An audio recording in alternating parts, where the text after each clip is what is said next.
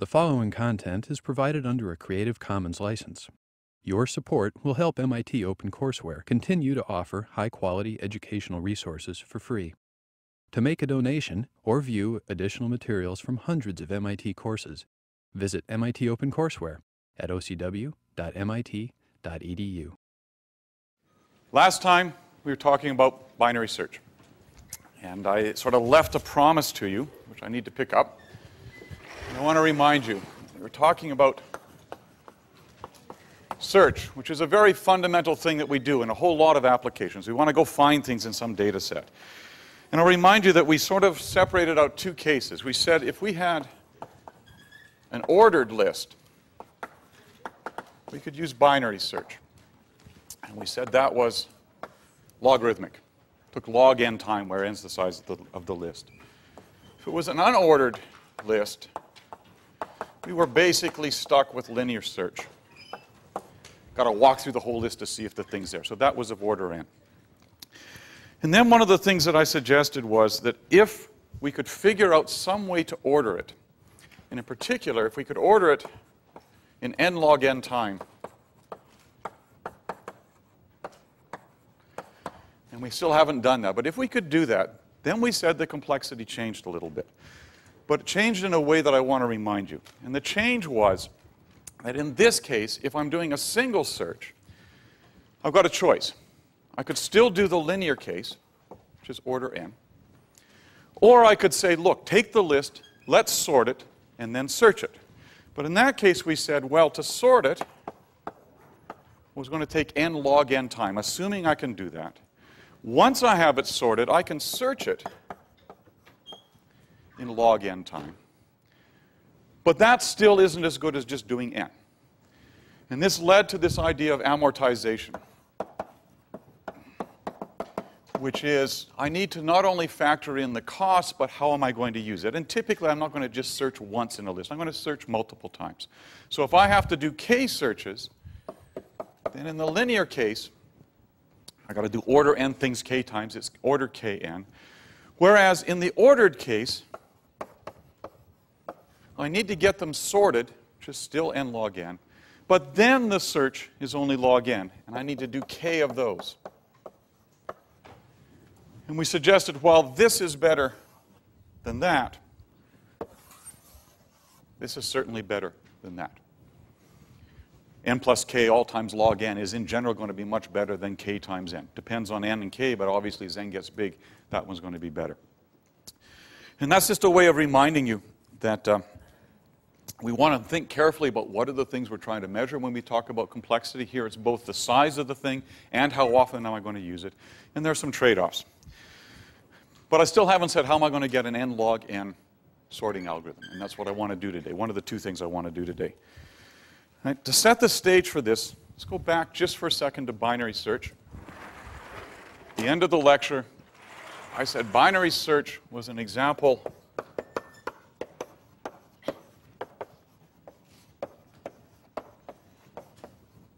of a divide and conquer algorithm.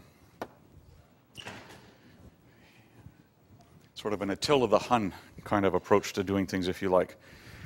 So let me say this.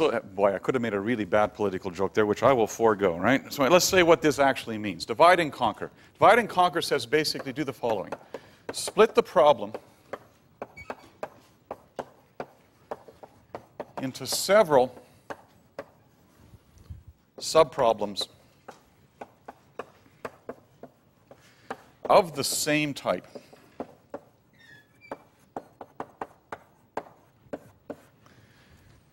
Okay, I'll come back in a second to how binary search matches in that, but that's what we're going to do. For each of those subproblems, we're going to solve them independently. And then we're going to combine those solutions.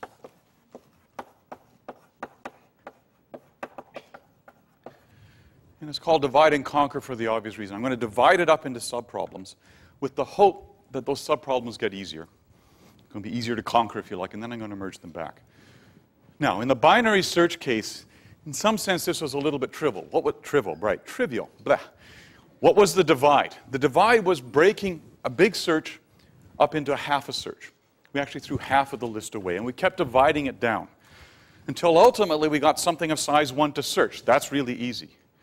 The combination was also sort of trivial in this case because the solution to the subproblem was in fact the solution to the larger problem.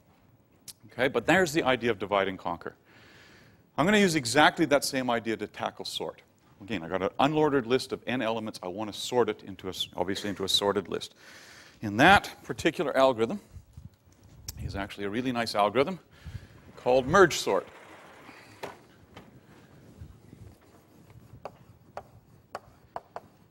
And it's actually a fairly old algorithm. It was invented in 1945 by John von Neumann, one of the pioneers of computer science. And here's the idea behind merge sort. Actually, I'm going to come into it, I'm going to back into it in a funny way. Let's assume that I could somehow get to the stage where I've got 2 sorted lists. How hard does it work, or how much work do I have to do to actually merge them together? All right, so let me give you an example. Suppose I want to merge 2 lists, and they're sorted. Just to give you an example, here's one list.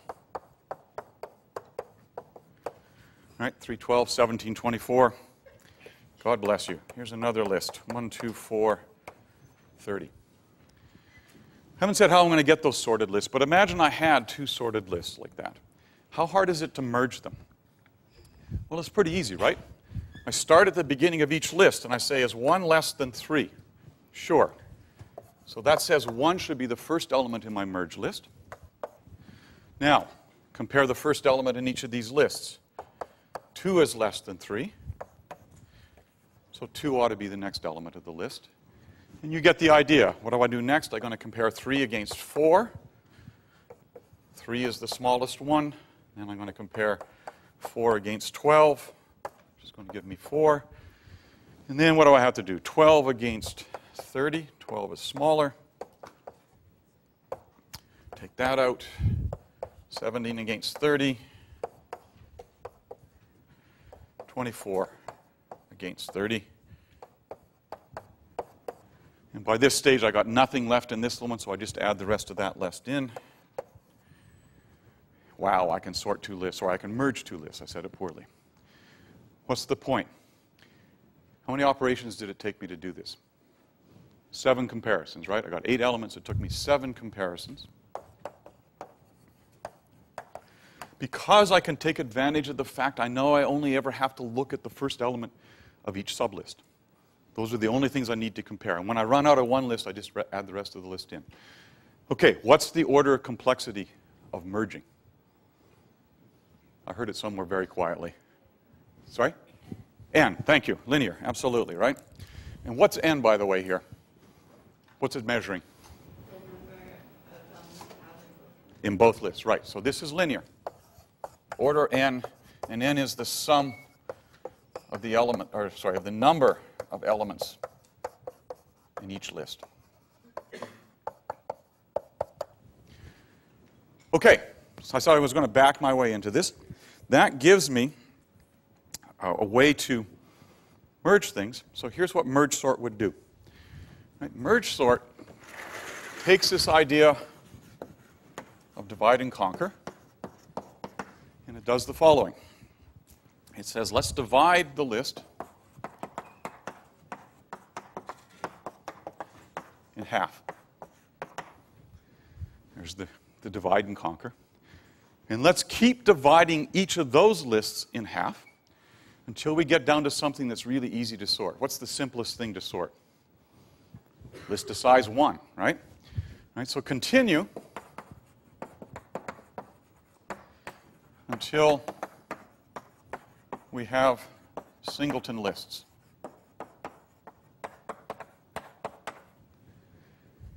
Once I got lists of size 1, they're sorted, and then combine them. And combine them by doing a merge of the sublists.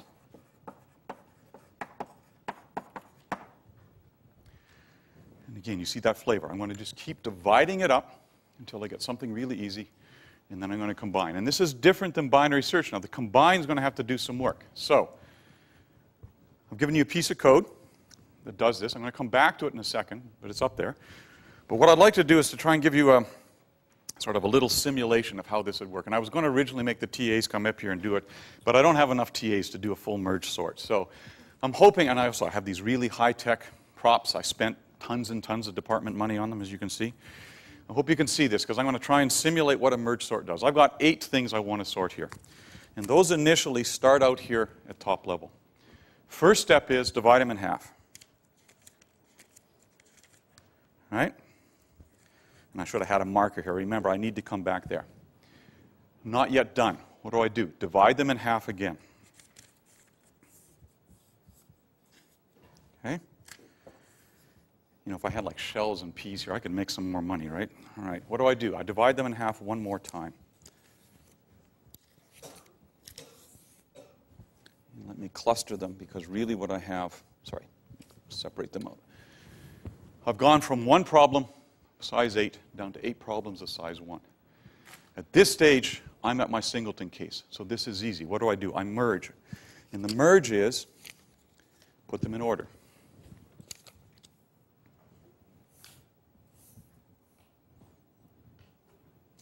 Okay? What do I do next? Obvious thing, I merge these. And that, as we saw, was a nice linear operation. It's fun to do it upside down.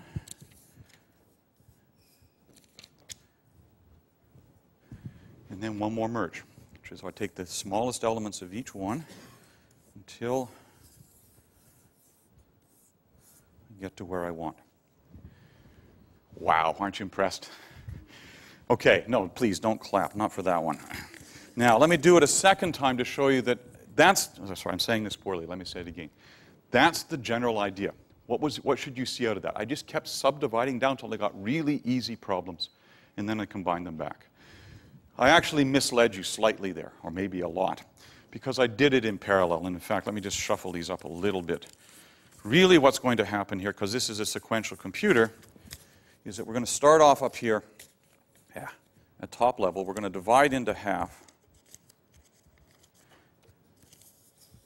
And then we're going to do the complete subdivision and merge here before we ever come back and do this one, right? We're going to do a division here, and then a division there.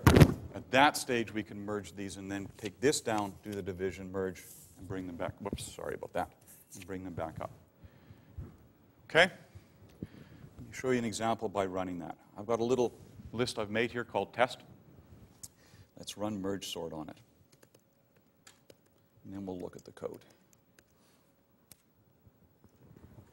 Okay. What I would like you to see is I've been printing out as I went along. Actually, let's back up slightly and look at the code. There's merge sort. Takes in a list. What does it say to do? It says check to see if I'm in that base case. It's the list of length less than 2. Is it 1, basically? In which case, just return a copy of the list. Okay? That's the simple case. Otherwise, notice what it says to do. It says find the midpoint and split the list in half. Right? Copy of the back end. Sorry, copy of the left side, copy of the right side, run merge sort on those. By induction, if it does the right thing, I'm going to get back 2 lists, and I'm going to then merge them together. And notice what I'm going to do. I'm going to print here the list as we go into it, and a print of the merge when we're done, and then just return that.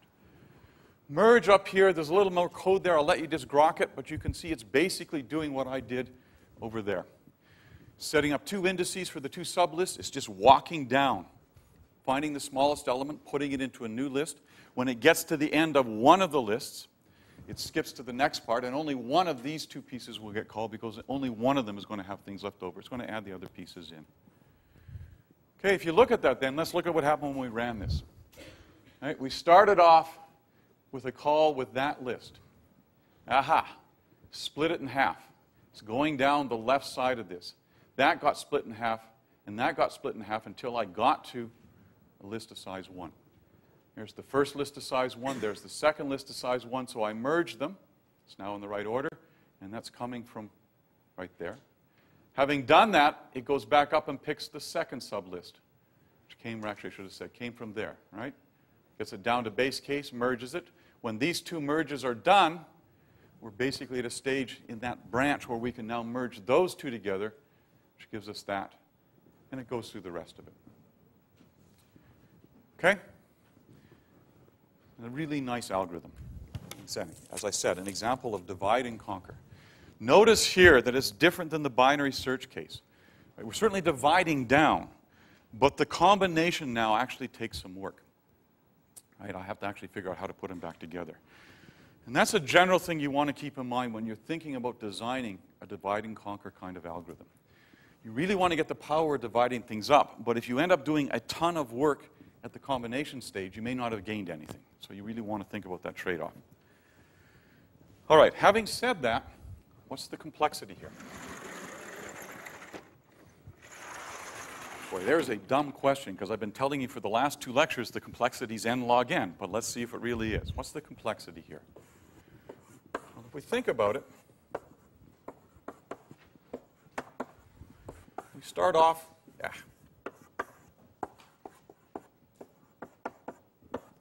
with a problem of size n. What do? We split it into 2 problems of size n over 2. Those get split each into 2 problems of size n over 4, and we keep doing that until we get down to a level in this tree where we have only singletons left over. Okay, once we're there, we have to do the merge. And notice what happens here. We said each of the merge operations was of order n. But n is different, right? Down here, I've just got 2 things to merge, and then I've got things of size 2 to merge, and then things of size 4 to merge. But notice the trade-off. I have n operations, if you like, down there of size 1. Up here, I have n over 2 operations of size 2. Up here, I've got n over 4 operations of size 4. So I always have to do a merge of n elements. How much time does that take? Well, we said it, right? Oops, where did I put it? Right there, order n. So I have order n operations at each level in the tree. And then how many levels deep am I? Well, that's the divide, right? So how many levels do I have? Log n. Because at each stage, I'm cutting the problem in half. So I start off with n, then it's n over 2, n over 4, n over 8. So I got n. So I have n operations log n times, there we go, n log n. Took us a long time to get there, but it's a nice algorithm to have. All right, let me generalize this slightly. Okay? When we get a problem, a standard tool to try and attack it with is to say, is there some way to break this problem down into simpler, or shouldn't say simpler, smaller versions of the same problem? Okay? If I can do that, it's a good candidate for divide and conquer. And then the things I have to ask is, how much of a division do I want to do? The obvious one is to divide it in half, but there may be cases where there are different divisions you want to have take place. And the second question I want to ask is, what's the base case? When do I get down to a problem small enough that it's basically trivial to solve? Here it was lists of size 1. I could have stopped at lists of size 2, right? That's an easy comparison. Do one comparison and return one of 2 possible orders on it. But I need to decide that. And the third thing I need to decide is, how do I combine? Again, I'll point out to you, in the binary search case, combination was trivial, right? Answer to the final search was just the answer all the way up. Here, a little more work, and that's why I'll come back to that idea. If I'm basically just squeezing Jell-O, that is, I'm trying to make the problem simpler, but the combination turns out to be really complex, I've not gained anything. So things that are good candidates for divide and conquer are problems where it's easy to figure out how to divide down, and the combination is of a low complexity. It'd be nice if it was less than linear, but linear is nice because then I'm going to get that n log n kind of behavior. And if you ask the TAs in recitation tomorrow, they'll tell you that you see a lot of n log n algorithms in computer science. It's a very common class of algorithm, and it's a very useful one to have. Okay. Now, one of the questions we could still ask is, right, we've got binary search, which has got this nice log behavior. If we can sort things, you know, we get this n log n behavior, and we got an n log n behavior overall. But can we actually do better in terms of searching? And I'm going to show you one last technique. And in fact, I'm going to put quotes around the word better, but it does better than even this kind of binary search. And that's a method called hashing. Okay. You've actually seen hashing. You just don't know it. Hashing is the technique that's used in Python to represent dictionaries. Hashing is used when you actually come into Logan Airport and Immigration or Homeland Security checks your picture against a database. Hashing is used every time you enter a password into a system. So what in the world is hashing? Well, let me start with a simple little example. Suppose I want to represent a collection of integers, which is a really easy little example. And I promise you that the integers are never going to be anything other than between the range of 0 to 9. Okay, so it might be the collection 1 and 5, it might be 2, 3, 4, 8. I mean, some collection of integers, but I guarantee you it's between 0 and 9. Here's the trick I can play. I can build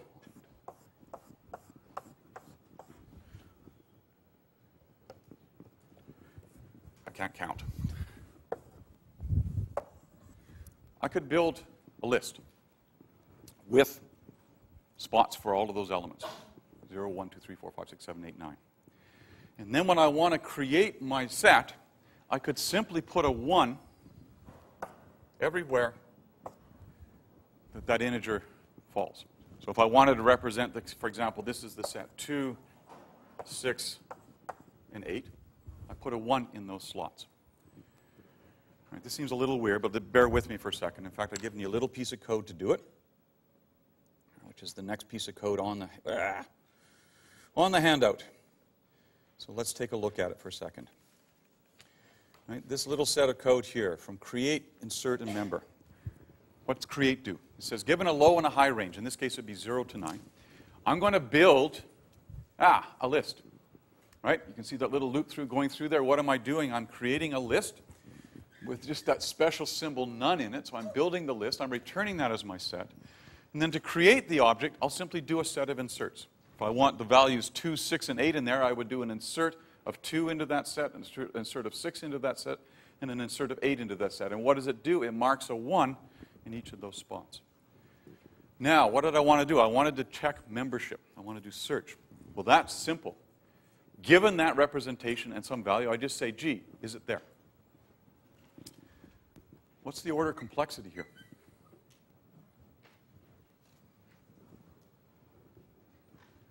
I know I drive you nuts asking questions. What's the order of complexity here? Quadratic? Linear? Log? Constant? Any takers? I know I have the wrong glasses on to see hands up too, but who said it? Constant. Why? Yeah, thank you. All right, it is constant.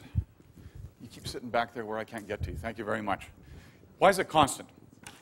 Remember we said we designed lists so that the access, no matter where it was in the list, was of constant time. That is another way of saying that looking up this thing here is constant. So this is constant time, order 1. Okay, come on. You know, representing sets of integers, this is pretty dumb. Suppose I want to have a set of characters. How could I do that? Well, the idea of a hash, in fact, what's called a hash function, is to have some way of mapping any kind of data into integers. So let's look at the second example. All right, I keep doing that. This piece of code from here to here gives me a way of now creating a hash table of size 256. ORD is a built-in Python representation. There's lots of them around that takes any character and gives you back an integer. In fact, just to show that to you, if I go down here and I type ORD,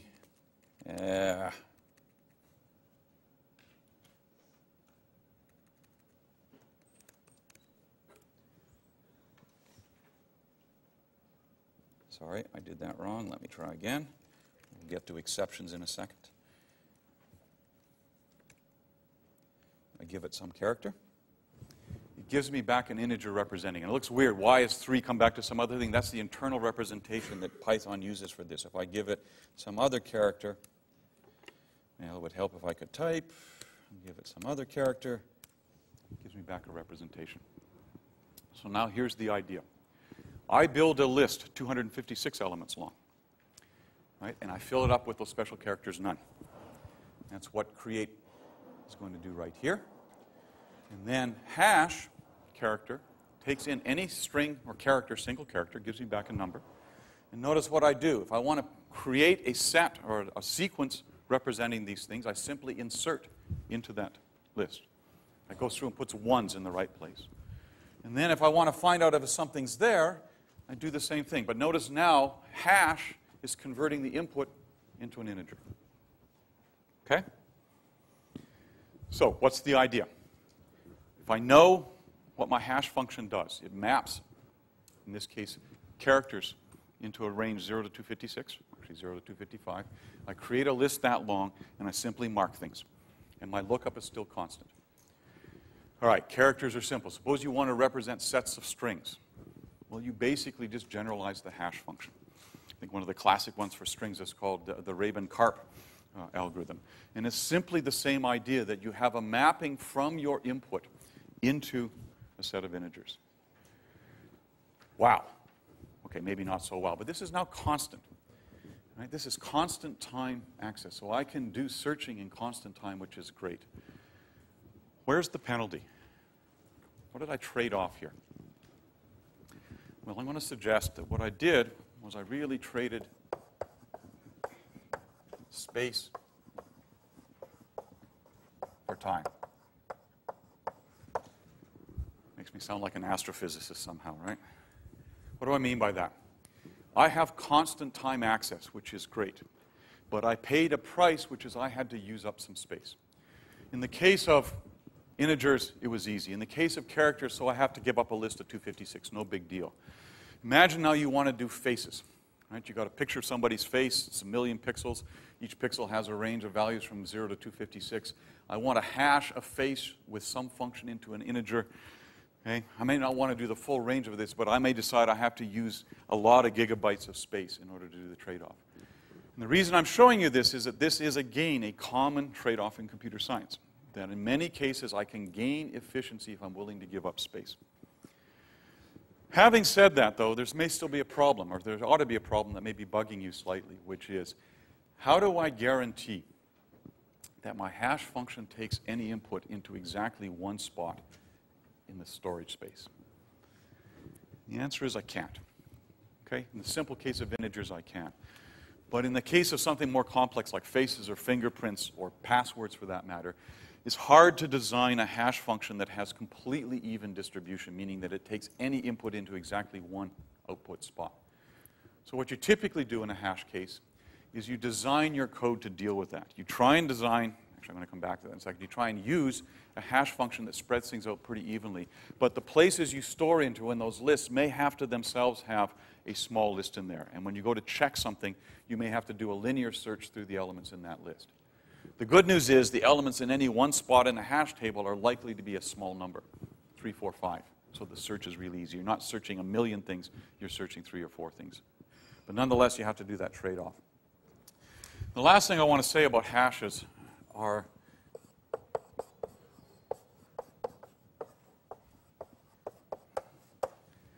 that they're actually really hard to create.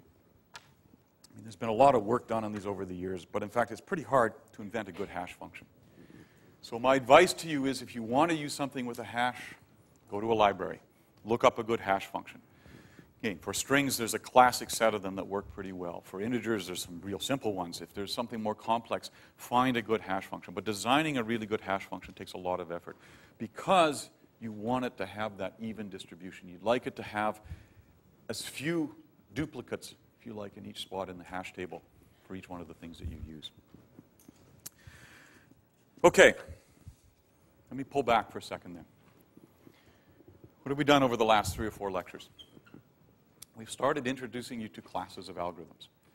Things that I'd like you to be able to see are how to do some simple complexity analysis. Perhaps more importantly, how to recognize a kind of algorithm based on its properties and know what class it belongs to. This is a hint, if you like, leading towards the next quiz, that you ought to be able to say, that looks like a logarithmic algorithm because it's got a particular property. That looks like an n log n algorithm because it has a particular property. And the third thing we've done is we've given you now a set of sort of standard algorithms, if you like. Brute force. Let's walk through every possible case. Right? Works well if problem sizes are small. We've had a number of variants of guess and check, or hypothesize and test, where you try and guess the solution and then check it and use that to refine your search. Successive approximation. Newton-Raphson was one nice example, but there's a whole class of things that get closer and closer, reducing your error as you go along. Divide and conquer. Right? And actually, I guess in between there, bisection, which is really just a variant of successive approximation. But divide and conquer is a class of algorithm. These are tools you want in your toolbox. These are the kinds of algorithms that you should be able to recognize. And what I'd like you to begin to do is to look at a problem and say, gee, which kind of algorithm is most likely to be successful on this problem, and map it into that case. Okay, starting next, don't worry, I'm not going to quit at 36 minutes after. I got one more topic for today, but jumping ahead, I'm going to skip in a second now to talk about one last linguistic thing from Python. But I want to preface, Professor Guttag is going to pick up next week, and what we're going to start doing then is taking these classes of algorithms and start looking at much more complex algorithms, things you're more likely to use in problems, things like knapsack problems as we move ahead. But the tools you've seen so far are really the things that we're going to see as we build those algorithms. Okay, I want to spend the last portion of this lecture doing one last piece of linguistic stuff, one last little thing from Python, and that's to talk about exceptions.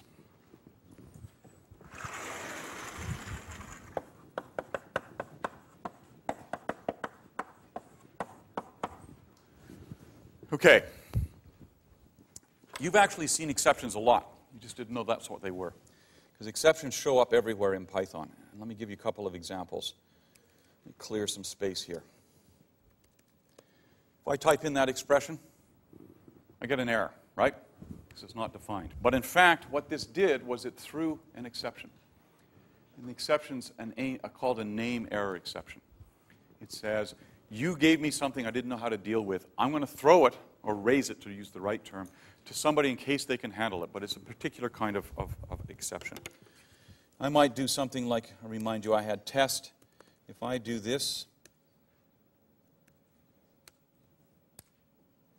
try and get the 10th element of a list that's only 8 long, I get what looks like an error, but it's actually throwing an exception. And the exception's right there. It says it's an index error. That is, it's trying to do something going beyond the range of what this thing could deal with. Okay, you say, come on, I've seen these all the time. Every time I type something into my program, it does one of these things, right? When we're just interacting with idle, with the interactive editor, or sorry, the interactive environment, if you like, that's what you expect. What's happening is that we're typing in something, an expression it doesn't know how to deal with. It's raising the exception, but it's just simply bubbling up to the top level saying, you've got a problem. Suppose, it's been a long day. Suppose instead you're in the middle of some deep piece of code, and you get one of these cases. It's kind of annoying if it throws it all the way back up to top level for you to fix. If it's truly a bug, that's the right thing to do. You want to catch it.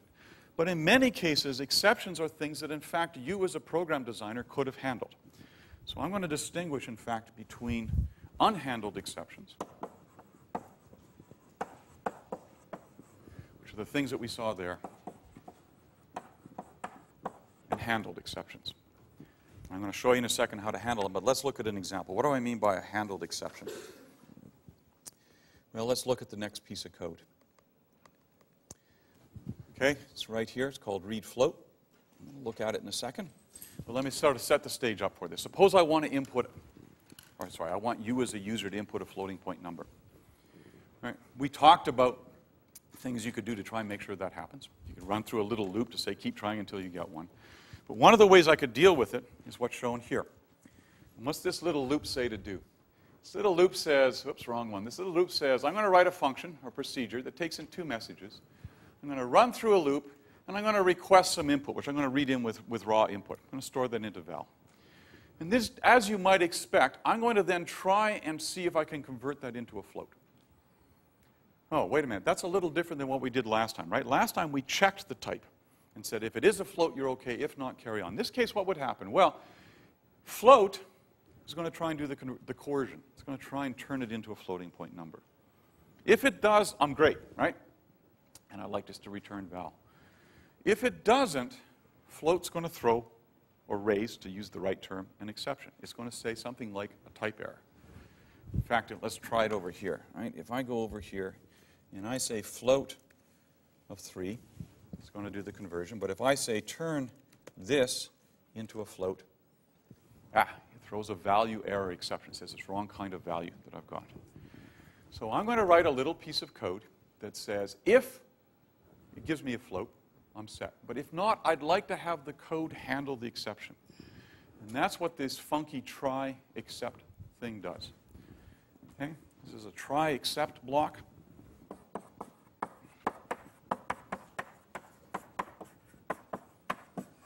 And here's the flow of control that takes place in there. When I hit a try block, it's going to literally do that. It's going to try and execute the instructions. If it can successfully execute the instructions, it is going to skip past the except block and just carry on with the rest of the code. If, however, it raises an exception, that exception, at least in this case where it's a pure except with no tags on it, is going to get, if you like, thrown directly to the except block. And it's going to try and execute that. So notice what's going to happen here then. If I give it something that can be turned into a float, I come in here, I read the input, if it can be turned into a float, I'm going to just return the value and I'm set. If not, it's basically going to throw it to this point, in which case I'm going to print out an error message, and oh yeah, I'm still in that while loop, so it's going to go around. So in fact, if I go here and let me uncomment this and run the code, it says enter a float. And if I give it something that can be, sorry, I've got, yes, never mind the grades crap. Where did I have that? Let me comment that out. Somehow it's appropriate in the middle of my lecture for it to say whoops at me, but it wasn't what I intended. And we will try this again. Okay, it says enter a float. I give it something that can be converted into a float, it says fine. Let me go back and run it again, though. If I run it again, it says enter a float. Aha. It goes into that except portion, prints out a message, and goes back around the while loop to say try again. And it's going to keep doing this until I give it something that does serve as a float. All right, so an exception then has this format that I can control as a programmer. Why would I want to use this? Well, some things I can actually expect may happen and I want to handle them. The float example is a simple one. I'm going to generalize in a second. Here's a better example. I'm writing a piece of code that wants to input a file. And I can certainly imagine something that says, give me the file name, I'm going to do something with it. I can't guarantee that the file may exist under that name, but I know that's something that might occur. So a nice way to handle it is to write it as an exception that says, here's what I want to do if I get the file, but just in case the file name's not there, here's what I want to do in that case to handle it. Let me specify what the exception should do.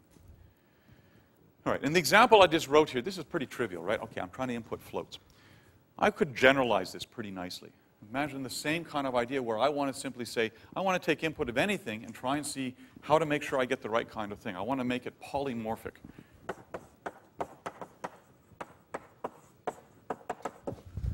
Well, that's pretty easy to do.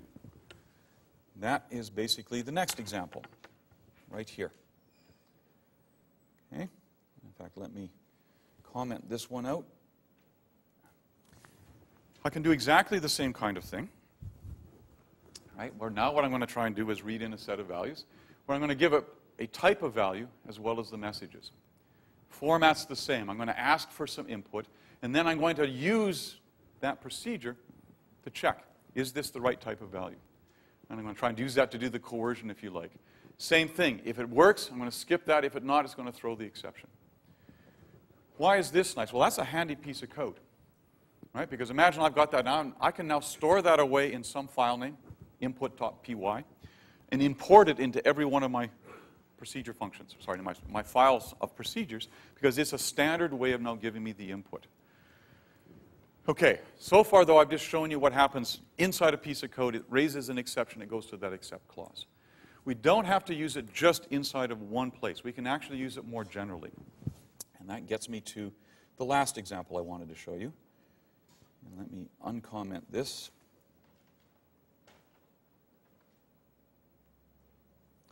Let's take a look at this code. This looks like a handy piece of code to have, given what we just recently did to you. Right? Get grades. It's a little function that's going to say, give me a file name, and I'm going to go off and open that up, okay, and bind it to a local variable. And if it's successful, then I just like to go off and do some things like turn it into a list so I can compute average score or distributions or something else. I don't really care what's going on in here. Notice, though, what I've done. Open, if it doesn't succeed, is going to raise a particular kind of exception called IO error. And so I've done a little bit different thing here, which is I've put the except part of the block with IO error. What does that say? It says, if in the code up here I get an exception of that sort, I'm going to go to this place to handle it. On the other hand, if I'm inside this procedure and some other exception is raised that's not tagged by that one, it's going to raise it up the chain. If that procedure was called by some other procedure, it's going to say, is there an exception block in there that can handle that? If not, I'm going to keep going up the chain until eventually I get to the top level.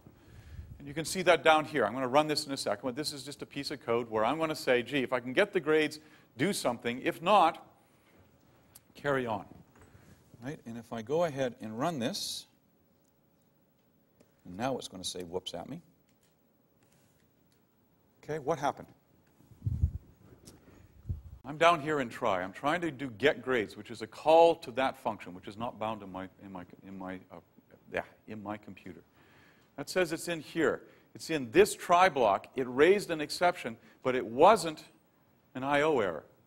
So it passes it back past this exception up to this level, which gets to that exception. So let me say this a little bit better then. I can write exceptions inside a piece of code. Try this. If it doesn't work, I can have an exception that catches any error at that level. Or I can say catch only these kinds of errors at that level, otherwise pass them up the chain. And that exception will keep getting passed up the chain of calls until it either gets to top level, in which case it looks like what you see all the time, looks like an error, but it tells you what the error came from, or it gets an exception handler that can deal with it. Okay, so the last thing to say about this is what's the difference between an exception and an assert?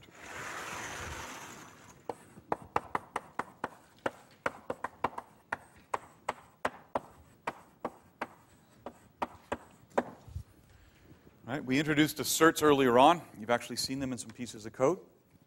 So, what's the difference between the two of them? Well, here's my way of describing it. The goal of an assert, or an assert statement, is basically to say, look, you can be sure that my function is going to give this kind of result if you give me inputs of a particular type. Sorry, wrong way of saying it. If you give me inputs that satisfy some particular constraints. Right? That was the kind of thing you saw. Assert said, here are some conditions to test. If they're true, I'm going to let the rest of the code run. If not, I'm going to throw an error. Right? So the assertion is basically saying we got some preconditions. Those are the clauses inside the assert that have to be true. And there's a post condition. And in essence, what the assert is saying is, or rather the programmer is saying using the assert is, if you give me input that satisfies the preconditions, I'm guaranteeing to you that my code is going to give you something that meets the post condition. It's going to do the right thing. And as a consequence, as you saw with the asserts, if the preconditions aren't true, it throws an error. Okay? It goes back up the top level saying, stops operation immediately and goes back up to top level. Okay? Asserts, in fact, are nice in the sense that they let you check conditions at debugging time or testing time, so you can actually use them to see where your code is going. An exception, when you use an exception, basically what you're saying is, look, you can do anything you want with my function, and you can be sure that I'm going to tell you if something is going wrong, and in many cases I'm going to handle it myself. So as much as possible, the exceptions are going to try and handle unexpected things. Actually, wrong term. You expected them, but not what the user did. It's going to try and handle conditions other than the normal ones itself.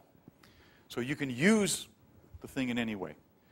If it can't, it's going to try and throw it to somebody else to handle it. And only if there is no handler for that unexpected condition will it come up to top level. So summarizing better, assert is something you put in to say to the user, make sure you're giving me input of this type, but I'm going to guarantee you the rest of the code works correctly. Exceptions and exception handlers are saying, here are the odd cases that I might see, and here's what I'd like to do in those cases. in order to try and be able to deal with them. Last thing to say is, why would you want to have exceptions? Well, let's go back to that case of inputting a simple little floating point. If I'm expecting mostly numbers in, I can certainly try and do the coercion. I could have done that just doing the coercion, right? The problem is, I want to know if, in fact, I've got something that's not of the form I expect. I'm much better having an exception get handled at the time of input than to let that value propagate through a whole bunch of code until eventually it hits an error 17 calls later and you have no clue where it came from. So the exceptions are useful when you want to have the ability to say, I expect in general this kind of behavior, but I do know there are some other things that might happen, and here's what I'd like to do in each one of those cases. But I do want to make sure that I don't let a value that I'm not expecting pass through. That goes back to that idea of sort of disciplined coding. It's easy to have assumptions about what you think are going to come into the program when you write it. If you really know what they are, use an assert. But if you think there's going to be some flexibility, you want to prevent the user getting trapped in a bad spot. And exceptions as a consequence are a good thing to use.